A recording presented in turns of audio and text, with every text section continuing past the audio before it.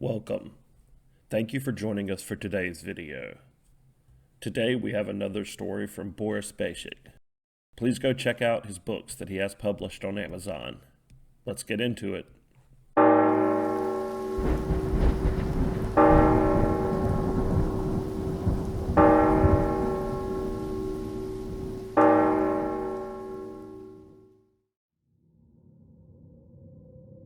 I've been dating my girlfriend Ariana for 6 months now. We both work as freelancers and met on a gathering organized through a Facebook group last year. Initially, we'd just chat online about meaningless things, make small talk, that kind of thing. We clicked right away, and after months of just online chatting, we decided to meet up again. And then soon after that, we moved in together. I had to change towns since she lived 1 hour away in a nearby city. But that was no problem for me, since I've been looking for an excuse to get away from my controlling parents' grasp anyway.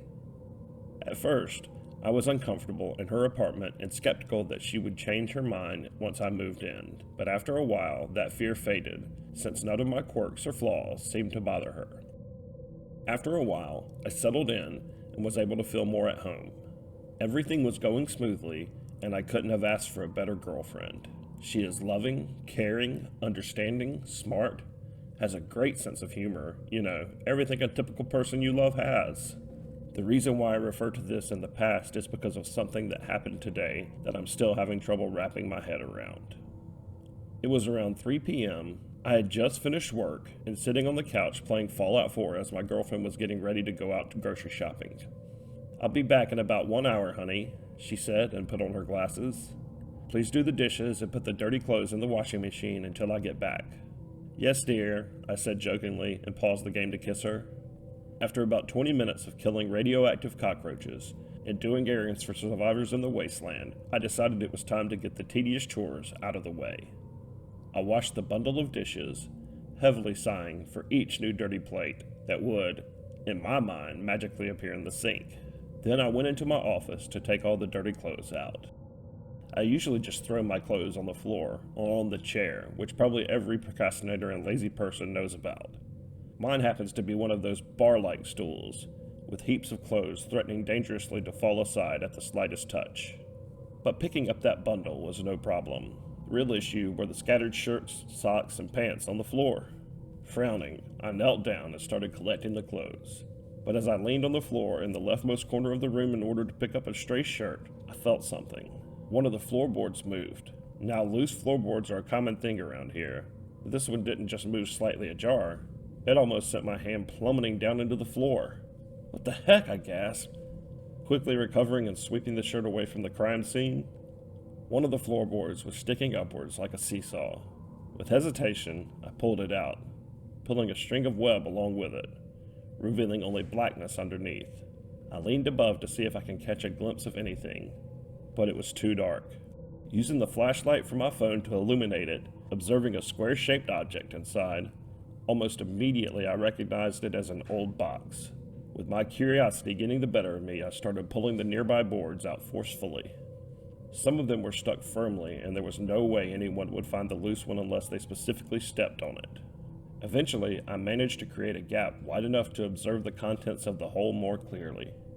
It was indeed a shoebox, covered in a thick layer of dust. I pulled it out, scraping my hands on the floorboards along the way.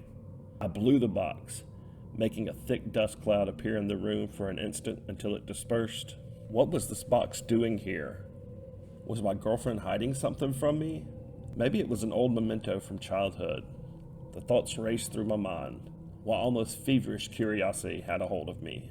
I'm not one to hesitate too much when faced with situations like these. So without spending too much time thinking whether I'll regret opening it or not, I just pulled the lid off and threw it away, seeing with my peripheral vision that another cloud of dust rose from the impact. What I found in the box made my hands tremble and my heart race so fast that I could feel the pulse up to my throat. I'm not even sure how to begin describing it. So here's what I found among the heap of papers inside. The first thing that caught my eye on top was a birth certificate. Ariana's birth certificate.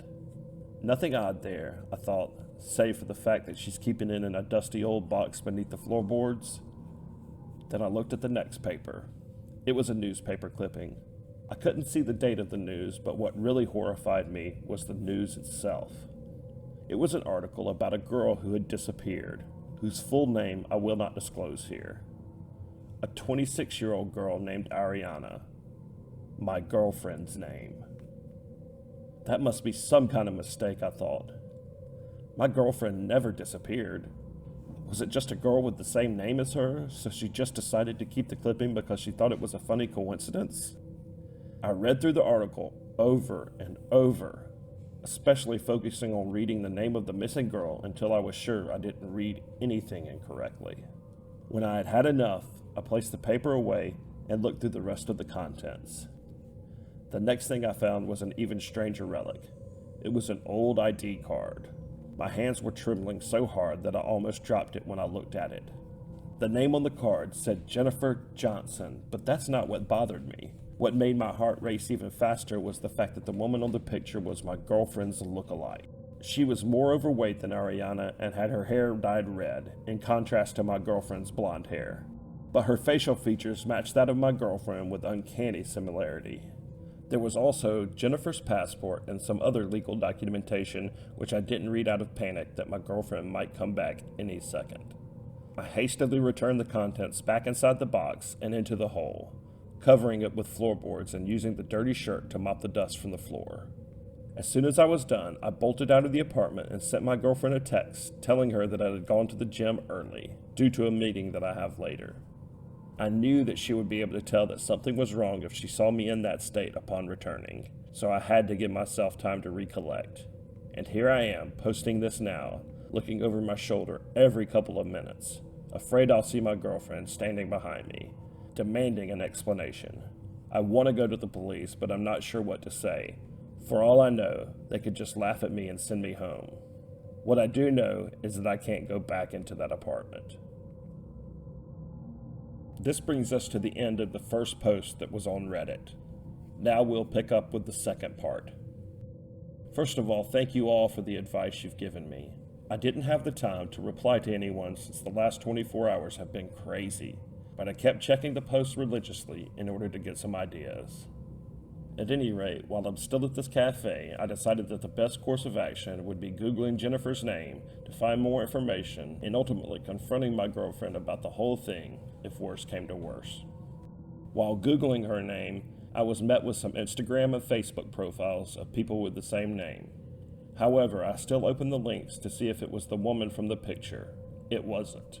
I thought the search would take hours and that my girlfriend would start calling or texting, but I didn't need to scroll long.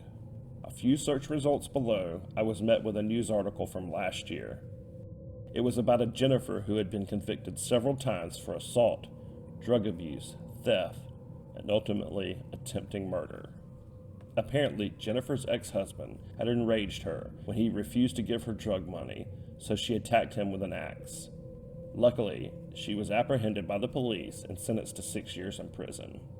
Now this is where things get even crazier. Apparently, Jennifer managed to escape prison in September 2017 and has since been at large. The details of her prison break are vague, but the police suspect she fled the country. At the bottom of the article were Jennifer's mugshots. My heart skipped a beat. The red hair, the expressionless face. It was definitely the same person from the ID card. What did all of this mean? I asked myself 1,000 times over, trying to connect the dots. I looked at the date of Jennifer's prison break again, June 3rd, 2017. I then went back to Google and searched my girlfriend's name. Again, the first things I saw were websites for Instagram, Facebook, some cooking sites, etc. But below all that was a meager news article.